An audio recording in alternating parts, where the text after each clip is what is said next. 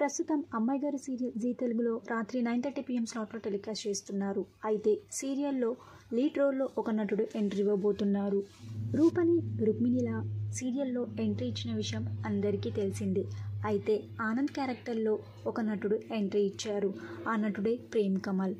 ప్రేమ్ కమల్ పలు short films మరియు web సిరీస్లో నటించారు. కమల్ సీరియల్స్లో నటించడం ఇది మొదటిసారి. అమ్మాయి గారి సీరియల్లో ఆనంద్ క్యారెక్టర్లో ఈరోజు ఎపిసోడ్లో ఎంట్రీ ఇవ్వబోతున్నారు.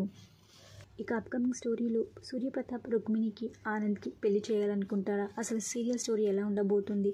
ఒకవేళ ఇది విజయాంబిక ప్లానా లేకపోతే రాజరూప ప్లానా అని ఇంట్రెస్టింగ్ ఎపిసోడ్ మిస్ అవ్వకుండా టీవీలో చూడండి.